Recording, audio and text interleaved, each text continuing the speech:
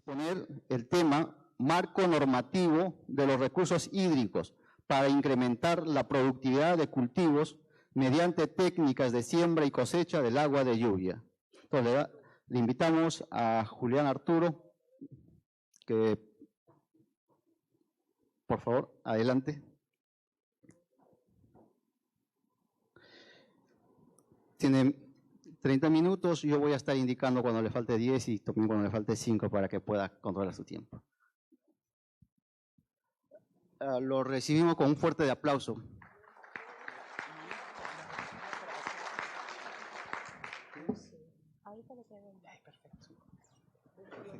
Bueno, buen día con todos. Muchas gracias a los organizadores por la invitación. Seguramente ustedes estarán preguntando qué les puede decir un abogado a ustedes que son expertos en agricultura, en agronomía, sobre la siembra y la cosecha del agua, ¿no? Más aún, pareciera que el título es bastante ambicioso porque dice cómo vamos a mejorar la productividad además en eso. El día de hoy lo que yo quisiera es compartir algunas ideas desde mi formación, que es de abogado, y algunas experiencias en relación a cómo podemos mejorar el marco legal. Porque si bien es cierto, muchas y existen excelentes iniciativas y hay muchos proyectos en curso, y a quien alguna vez ha desarrollado algún perfil en el Estado o quien ha tratado de obtener financiamiento en el sector privado, lo mencionaba el doctor Abel en la exposición anterior, seguramente ha visto y ha encontrado en el marco legal alguna traba. Es más, de hecho, algunas veces cuando voy a reuniones se molestan cuando van los abogados, ¿no? O sea, todo va bien hasta que llegan los abogados. Entonces, siempre nos enfrentamos de alguna manera a esa idea de que el marco legal es un problema y no una solución, cuando desde mi perspectiva es totalmente al revés. Una cosa que no debemos dejar de pasar por alto siempre, y esto siempre también lo comento cuando me toca exponer, es que nosotros regulamos, los abogados, las instituciones, las personas que estamos involucradas en esto, regulamos para las personas. Y eso es algo muy importante porque a veces en el tecnicismo de nuestro día a día perdemos la perspectiva de que finalmente estamos buscando soluciones para las personas. Dicho esto, quisiera comenzar. A ver, disculpen que no avanzan.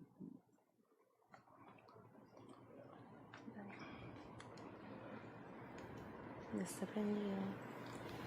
Ahora sí. Ya. Ahora sí. Perfecto. Bueno, el contexto de la siembra y cosecha de agua, que ahora vamos a ver qué cosa es un poco, para empezar desde lo más sencillo a las iniciativas legales que podrían tener algún impacto, es entender el contexto del cambio climático.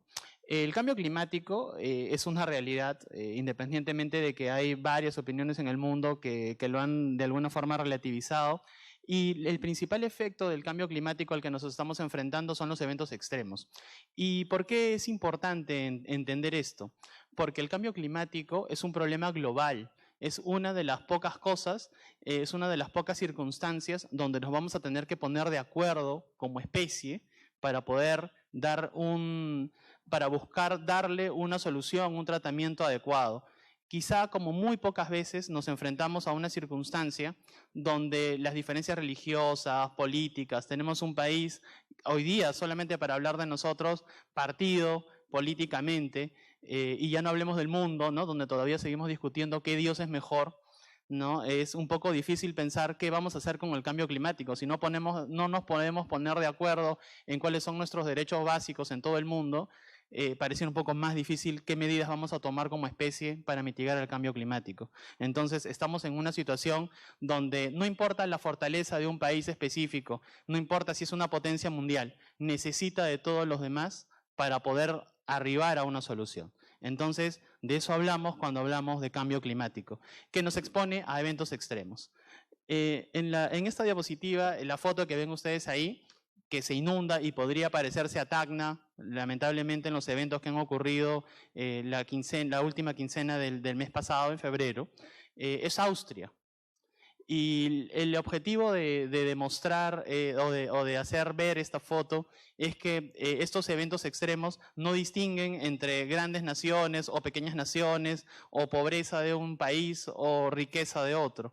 En realidad son problemas globales, ¿no? Y esto está ocurriendo en todo el mundo, ¿no? Esta foto es de Europa y hay una cifra ahí del año 2013 de cuánto ha costado, digamos, las inundaciones en todo el mundo, para hablar de un evento extremo, en ese año, ¿no? 50.000 millones de dólares en costos.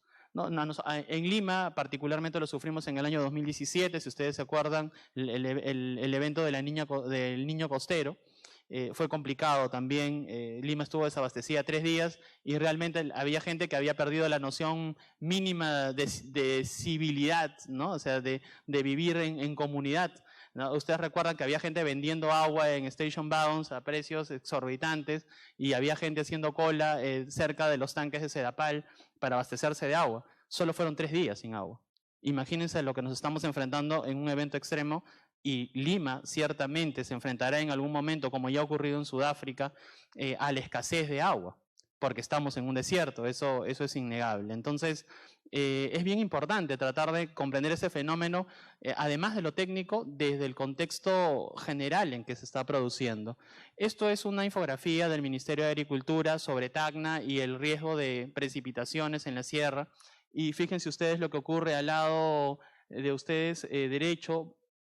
Van a ver una foto donde efectivamente las inundaciones, los huaicos, digamos, llegaron hasta la ciudad, ¿no? Entonces, cuando hablamos de cambio climático, estamos hablando de este tipo de eventos extremos. A contramano tenemos las sequías, ¿no? Y una de las herramientas, para no extender demasiado en esto, es precisamente el desarrollo de proyectos de siembra y cosecha de agua, que es lo que hoy día nos convoca.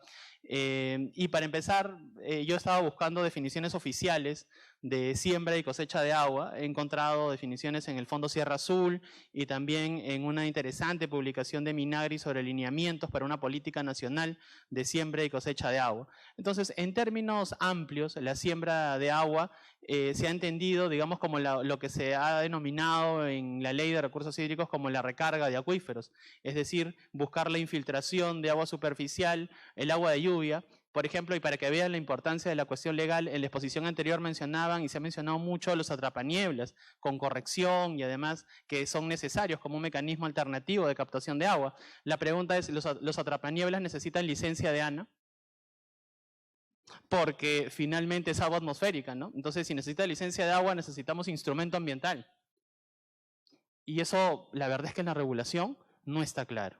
Entonces, además de las soluciones técnicas, tiene que venir esto acompañado de un marco regulatorio que permita el desarrollo de estas iniciativas. Podemos tener proyectos maravillosos, los tenemos en el país, pero también los tenemos igualmente detenidos por estas circunstancias, a veces de orden legal o administrativo. Sobre eso es que quiero comentarles hoy día. Y la cosecha de agua está más bien relacionado a, digamos, al almacenamiento de agua, aprovechando al almacenamiento complementario de agua, aprovechando captaciones principales, digamos, ¿no? Eso es entendido siempre como cosecha de agua. Fíjense ustedes en esta publicación que ya les decía del Minagri, donde se ve un programa nacional de siembra y cosecha de agua, por lo menos el rumbo hacia ese programa. En realidad lo que dicen es que siembra y cosecha son dos caras de la misma moneda. Es decir, y muchas veces son cuestiones complementarias. Hacer a veces unas definiciones artificiales es algo también de lo que necesitamos entender para ver cómo comprendemos el fenómeno. La siembra y la cosecha finalmente entonces parecieran que son técnicas en cuestiones generales para buscar la mejora de la oferta en la disponibilidad hídrica. Ahora, hay una cuestión adicional, que es el cambio climático tiene que enfrentarse solamente desde la oferta. Hoy día vamos a hablar de la oferta, ciertamente, pero tiene que ver mucho con la demanda. Lo que se mencionaba en la exposición anterior también de cómo usamos nosotros el agua, ¿no? Pareciera ser que todo va bien hasta que la restricción nos toca a nosotros, ¿no? Cuando tenemos que buscar reducir consumo, cuando tenemos que buscar ser eficientes, cuando hay un incremento en la tarifa de agua superficial o la tarifa de agua potable, bueno, ya vemos lo que pasa políticamente, ¿no? Entonces, pareciera también un doble discurso de nuestra sociedad, ¿no? Es una sociedad un poco cínica, porque por un lado nos indigna las cuestiones ambientales, pero por otro lado no estamos dispuestos a asumir el costo que eso significa, ¿no? Y claro, siempre habrá alguien más que lo pueda asumir. Entonces buscamos siempre otras industrias, otros sectores, el gobierno, siempre habrá un culpable. Pero creo que es bien importante, y esto está en nuestra ley de recursos hídricos, la cultura del agua. Cómo podemos nosotros, desde cada ciudadano, aportar nuestro grano de arena en la cuestión del agua. Eso es súper importante tenerlo siempre en cuenta. El cambio va a empezar por nosotros, ¿no? Por cada uno de nosotros. Pero a veces eso simplemente se pierde de perspectiva. Hoy día, como les digo, no hablaremos tanto de la demanda, que es, digamos, cómo nos comportamos nosotros, sino de la oferta a través de la siembra y cosecha de agua, que es casualmente un mecanismo para solventar, digamos, este eventual déficit de agua. Y la siembra y cosecha de agua no es un tema nuevo, no es un tema del siglo XXI, novedoso, porque fíjense, y esto es algo que me parece cada día más recurrente en general en nuestras actividades, nosotros estamos volviendo al origen. ¿Han visto ustedes que ahora se come todo orgánico, ya no se tiene que consumir gaseosas? Bueno, eso se parece mucho a inicios de siglo aquí en nuestro país, ¿no? Así comíamos nosotros, así probablemente mis abuelos y bisabuelos eran todo orgánicos, ¿no? O muchos de ellos incluso hasta veganos por su comportamiento alimenticio. Y hoy día estamos volviendo a eso como si fuera aquello una novedad, ¿no? Cuando ya viene de atrás. Entonces, muchas de las cosas que nosotros hoy día decimos ya vienen de antes. Y normalmente, y esa es una lección, sobre todo para los abogados, a los que nos cuesta a veces mucho entenderlo, la realidad es lo que moldea el derecho y no al revés.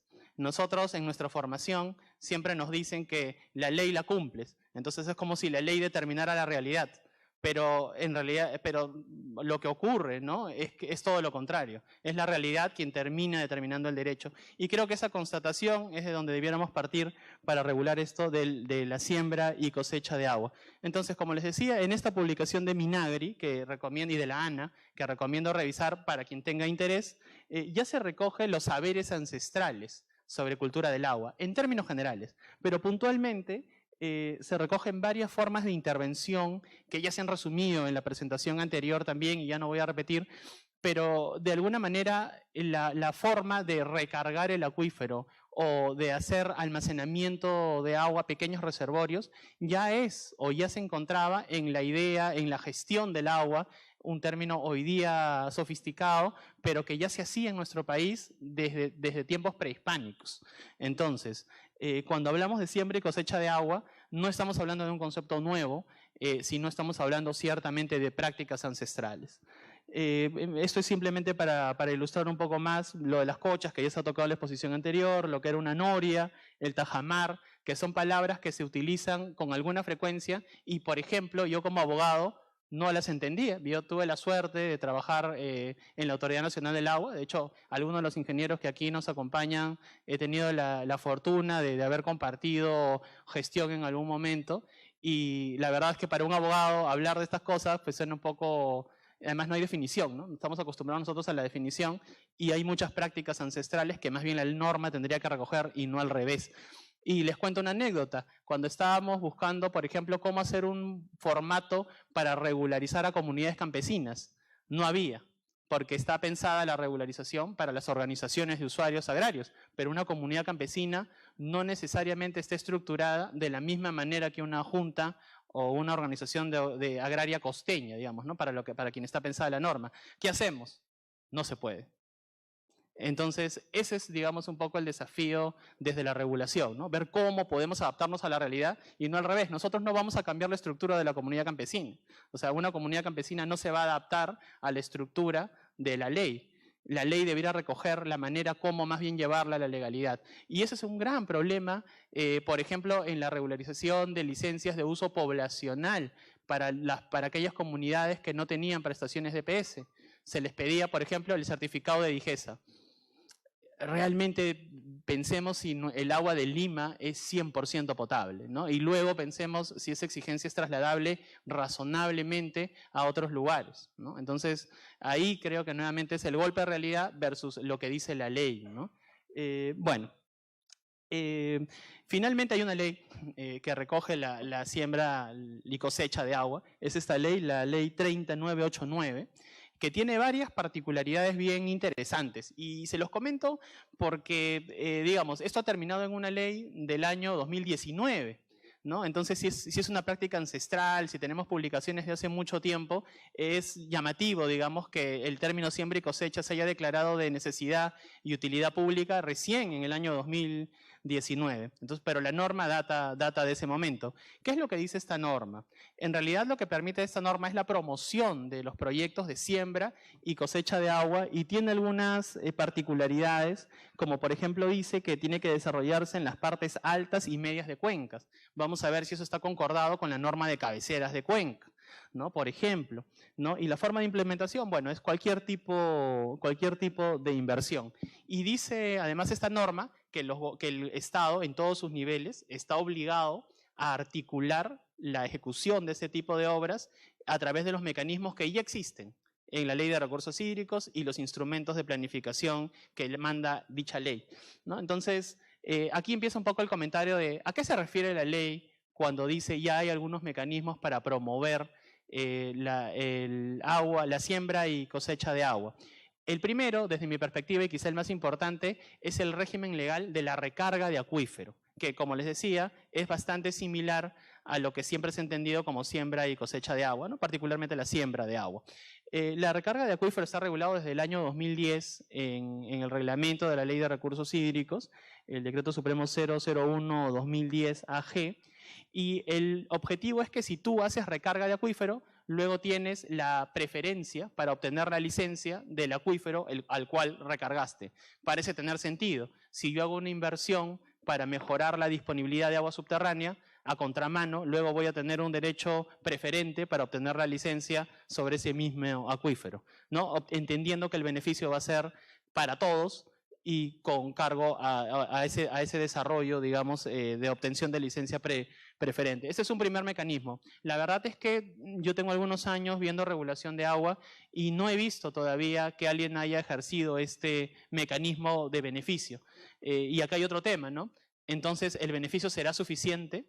¿O cómo podríamos, o qué más podríamos buscar para que se desarrollaran estos proyectos? Porque parece que dar una licencia preferente no es suficiente para que esto se desarrolle. Habría que buscar otro más. Nuevamente, es un tema empírico, ¿no? La ley no ha funcionado masivamente, entonces tendremos que buscar otro camino o tenemos que dar otro incentivo para que se desarrollen ese tipo de proyectos. Y casualmente hay uno que tampoco se ha desarrollado demasiado, que es, yo le suelo llamar el obras por impuestos de la ANA, ¿no? ¿Por qué?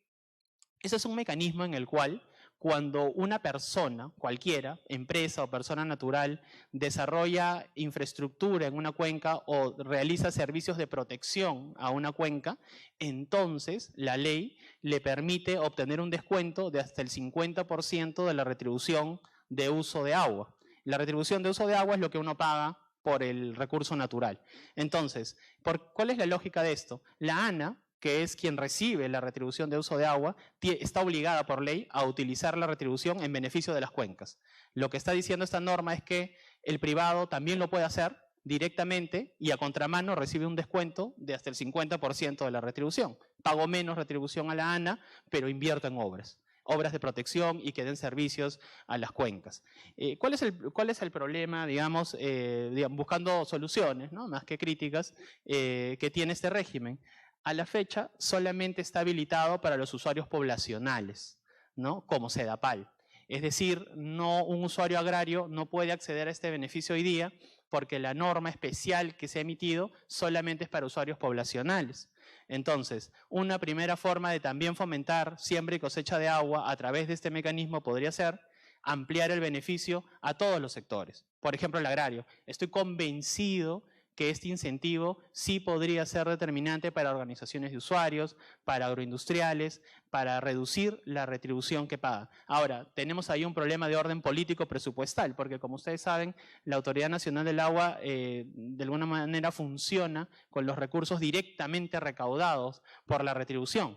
Entonces, podríamos tener una cuestión de desfinanciamiento también para otras actividades programadas a nivel macro y no específicamente para la cuenca de la autoridad. Acá se necesita también, entonces, voluntad estatal para colocar presupuesto adicional. Eso también es verdad, pero nuevamente es importante ver a contramano. Queremos mejoras, pero estas nos van a costar, y nos van a costar en general a todos, sea en esfuerzo, sea en dinero, ¿no? No podemos mejorar solamente a contramano de que alguien nomás impulse esto. Todos tenemos que aportar de alguna manera. Eso es una idea. Y bueno, finalmente una cuestión que me pareció interesante es que hay jurisprudencia del Tribunal de la ANA también sobre qué cosas se entiende sobre áreas de protección, ¿no? Fundamentalmente esto está sustentado en la tesis de Edilberto Guevara hacia una cultura del agua, tiene una publicación muy interesante y también recomiendo ampliamente su lectura, donde define qué cosas son obras de protección o qué cosas son estos mecanismos o incentivos de protección de las cuencas, y de alguna manera el tribunal ha acogido eso. Entonces ya existe pronunciamientos del tribunal y solo necesitaríamos la emisión de una norma que haga extensivo este beneficio de obras por retribución, cosecha y siembra de agua a cambio de reducción en la retribución por parte de la ANA. Creo que sería una oportunidad magnífica para incentivar un poco en el marco de esta ley, como les digo, que data del año pasado. Un asunto que quería comentarles es que incluso el mismo tribunal, cuando habla de protección, habla de las partes altas, ¿no? Y ustedes saben que hace un par de años se emitió la ley de cabeceras de cuenca, la ley 3640, y en el artículo original, que es el rectángulo que está marcado, decía que la cabecera de cuenca eran las zonas donde se originan las aguas. Es decir, había una especie de identidad entre parte alta y generación de volumen de agua, como era lo que alimentaba al resto de la cuenca. De hecho, esa es la idea que también subyace en la ley de siembra y cosecha de agua, donde dice que la siembra y cosecha de agua tiene que hacerse en la cabecera de cuenca, también en las cuencas medias, pero en la cabecera de cuenca. Esto se modificó y con la nueva ley, la ley de cabeceras de cuenca, y ahora se establece que la cabecera de cuenca no es donde se originan las aguas, sino es donde se originan los cursos de agua.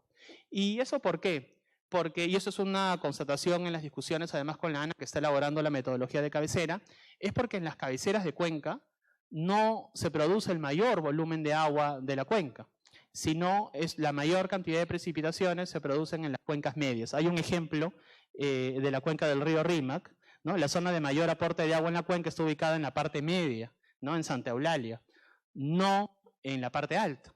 Entonces, una cuestión a repensar también es dónde vamos a incentivar el desarrollo de siembra y cosecha de agua, porque si el objetivo es la recarga del acuífero, por ejemplo, pareciera que tiene mucho más sentido promoverlo en la cuenca media que en la cabecera de cuenca, ¿no? Para que esté concordado con la propia, digamos, posición del Estado en relación con ese tema. Nuevamente con el ánimo de contribuir en que haya una concordancia entre una cosa y la otra, ¿no? Y finalmente, y con esto termino, que ya me pasaron un letrerito, los mecanismos de retribución por servicios ecosistémicos. Esto es una oportunidad inmensa. Hoy día existe un reglamento de SUNAS donde se desarrolla cómo se remuneran los servicios ecosistémicos que permiten el abastecimiento de agua potable. Hablamos de seguridad alimentaria y ciertamente también la seguridad de abastecimiento poblacional es una prioridad. Los servicios ecosistémicos nos brindan esta posibilidad a través del recargo nuevamente en el recibo de agua que todos pagamos. Es decir, si hay una persona, una comunidad campesina, por ejemplo, que preste servicios ecosistémicos de siembra y cosecha de agua que permitan reforzar la disponibilidad hídrica para la ciudad de Lima, eso va a ser remunerado por la empresa prestadora, que es Sedapal, y será cargado a todos nosotros proporcionalmente en el recibo de agua. Entonces, nuevamente, el cambio va a empezar por nosotros, pero tenemos que estar dispuestos a pagar esa milla extra por tener este servicio ecosistémico, que parece justo también. Entonces, con esto yo termino. Les agradezco por su atención. Estoy a disposición en caso hubiera alguna pregunta y, bueno, espero haber contribuido un poco desde la parte legal a ustedes, que son los expertos en esta materia. Muchísimas gracias. Muchas gracias, abogado Arturo. Por los minutos que tenemos vamos a recoger puntualmente 2 preguntas. Si hubiera alguien que quisiera hacer pregunta, por favor, puede levantar la mano y hacerla.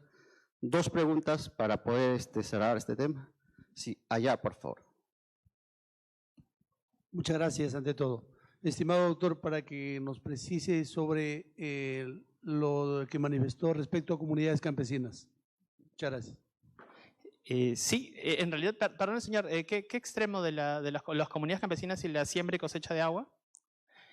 Sí, bueno, las comunidades campesinas tienen un régimen de protección especial, en realidad, que creo que no es del todo aprovechado por las comunidades campesinas, porque tienen varios beneficios desde la Constitución. Por ejemplo, las comunidades campesinas se les reconoce usos consuetudinarios del agua, algo que nadie más tiene en el país. Es decir, pueden utilizar, desde mi perspectiva, sin licencia de agua, porque la Constitución misma les reconoce ese derecho. Entonces, en el marco de la siembra y cosecha, son estas prácticas ancestrales las que debieran tener también un reconocimiento expreso en la norma. Nuevamente pensando en que la realidad es más interesante que la creación legal, debieran tener una protección especial sin ninguna duda. Entonces, yo creo que si hay un beneficiario principal de la siembra y cosecha de agua, tienen que ser las comunidades campesinas, que son las que desarrollan esto. Y lo importante, por ejemplo, del servicio ecosistémico o de los beneficios de retribución de agua, es que finalmente van a recibir un beneficio económico por esa ejecución, que ya vienen haciendo, porque esto no es de ahora.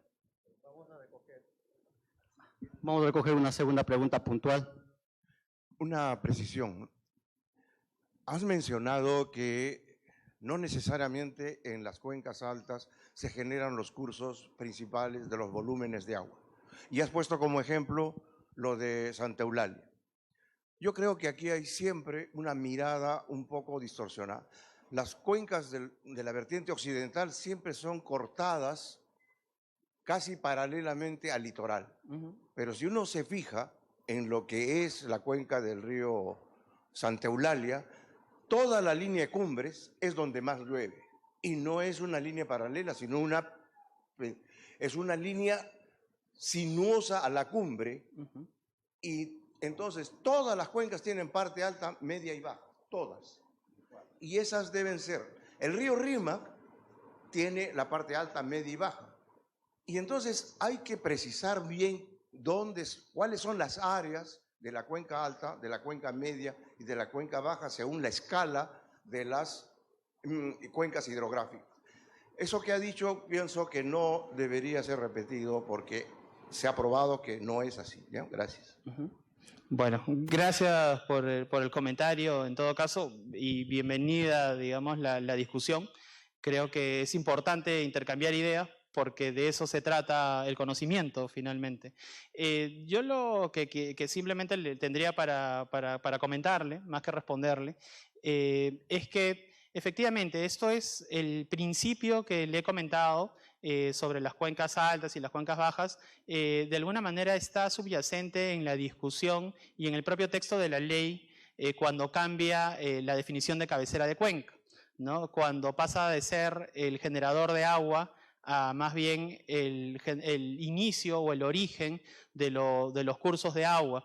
De hecho, la Autoridad Nacional del Agua, que viene trabajando en la metodología para la delimitación e identificación de cabeceras de cuenca, también de alguna manera ha adoptado eso, que podría estar equivocado y si eso fuera así, sin duda amerita un cambio. En todo caso, para lo que nos atañe en relación a la siembra y cosecha de agua, la norma que existe hoy es bastante amplia y menciona tanto cabeceras como la cuenca media.